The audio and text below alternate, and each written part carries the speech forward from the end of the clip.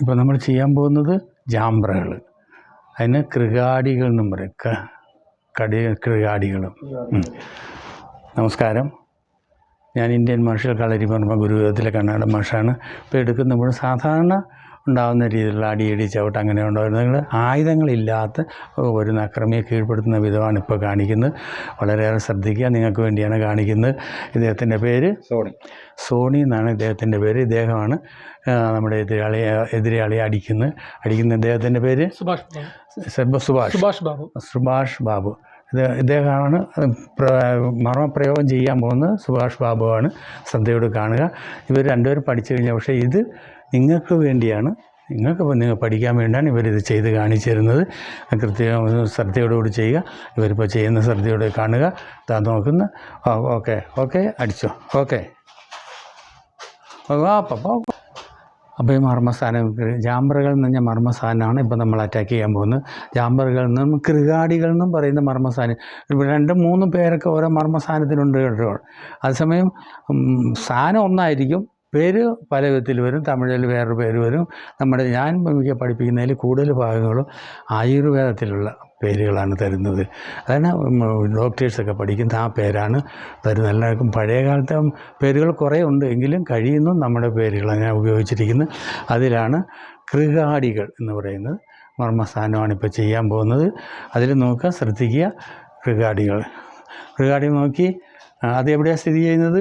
തലയെയും കഴുത്തിനെയും തമ്മിൽ ചേർക്കുന്നതും കോടിമർമ്മത്തിൻ്റെ ഇരുവശങ്ങളിലുമുള്ള മൃദുലമായ ചെറു കുഴിയിലാണ് ഈ മർമ്മം. അതാ ഇത് നോക്കി കണ്ടോ, ശ്രദ്ധിക്കുക. ഇവിടെ ശ്രദ്ധിക്കുക, നോക്കി.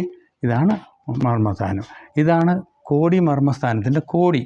ഇതിൻ്റെ ഈ 2 കുഴികളാണ്. ഇതാണ് ഇവിടെ പൊട്ടിപ്പോയാൽ ഇവിടെ മുറിവലിച്ച സംഭവം മരണം തീർച്ചയാണ് കേട്ടോ, പിന്നീട് ഉണ്ടാവില്ല. പക്ഷേ ഈ മർമ്മസ്ഥാനത്താണ് ചരിച്ചാണ് വെട്ടുന്നത്. കണ്ടോ, ഇങ്ങനെയാണ് ഈ വെട്ടുന്നത്. ഈ വെട്ടോടുകൂടി ഇവിടെ ബോധം ഉണ്ടാവില്ല. ഇങ്ങനെ അതിന് എന്താ ക്ഷതം പറ്റിയ എന്താ പറ്റുക? ഇവിടെ ശക്തമായി ക്ഷതമേറ്റാൽ ഉടൻ മരണം തന്നെ ഫലം. ആഘാതം കുറവായാൽ ബോധം മറിഞ്ഞ് താഴെ വീഴും. കഠിനമായ തലവേദനയും വിറയലും ഉണ്ടാവും. ഇത്രയും കാര്യങ്ങളാണ് ഉണ്ടാവുന്നത്. ഇയാൾ ശത്രു വീണ് കഴിഞ്ഞു, പിന്നെ ഒന്നും നോക്കാനില്ല, ഒറ്റ വെട്ട്. ആ വെട്ട് നമ്മുടെ അതായത് കളരി വെട്ടുന്ന മാതിരി തന്നെ ഇത് സൈഡിലാണ് വെട്ടുന്നത്. ഇങ്ങനെ അടിക്കുകയല്ല, ഒരു വെട്ടാണ്. സൈഡിൽ വെട്ടുകൊണ്ട് ഉടയാനിടയായാൽ മരണം ആ സെക്കൻഡിലും ഉണ്ടാവും. മരണത്തെ പിന്നെ രക്ഷപ്പെടുത്താൻ പറ്റില്ല. അത്രയും വലിയ മർമ്മസ്ഥാനമാണ്. പക്ഷേ നമ്മൾ കൈകൊണ്ട് ഇങ്ങനെ വെട്ടുന്നതുകൊണ്ട് ബോധക്കേടേ വരുള്ളൂ. ധൈര്യമായിട്ട് ചെയ്യാം. എങ്കിലും ശ്രദ്ധിക്കുക, ശക്തി കൂട്ടരുതും. കരാട്ടയൊക്കെ പഠിച്ചവർ ഷൂട്ട് കണ്ടിട്ടില്ലേ? ഓടുകളൊക്കെ മരയോട് അങ്ങനെയുള്ള സാധനങ്ങൾ വെച്ച് വെട്ടുന്നത് കണ്ടിട്ടില്ലേ? പൊട്ടിച്ച് അങ്ങനെയുള്ള ആൾക്കാരുടെ ഒരു അടി കിട്ടിയ ആ പ്ലോട്ടിലെ മരണമാണ് കേട്ടോ. ഒരിക്കലും രക്ഷപ്പെടാൻ പറ്റില്ല. ഇത് നമ്മൾ സാധാരണ രീതിയിലുള്ള ആൾക്കാരായതുകൊണ്ട് നമ്മൾ പഠിപ്പിക്കുകയാണ്. നിങ്ങൾക്ക് രക്ഷപ്പെടാൻ വേണ്ടി മാത്രമേ ഇത് ചെയ്യാവൂ. ഇത് ചെയ്യുന്ന നോക്കുക. ഇവർ ചെയ്യാൻ പോവുകയാണ്, ആക്രമിക്കാൻ പോവുകയാണ്. ശ്രദ്ധയോടുകൂടി കാണുക. റെഡി. കുറച്ച് വലത് കാല് പുറകോട്ട് വയ്ക്കുക. അല്ലേ, കയറി അടിക്കുക. ഓക്കെ.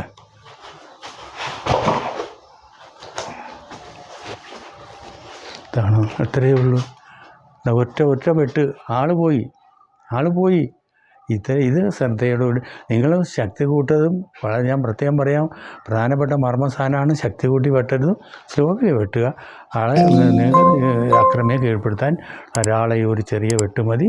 നിങ്ങൾ ഇതെല്ലാം കണ്ട് കേടുകൂടാതെ കേടുവരുത്താതെ പരസ്പരം ചെയ്യുക. ഞങ്ങളെ ഈ വിദ്യ കാണാൻ നിങ്ങൾക്ക് നന്ദി, നമസ്കാരം.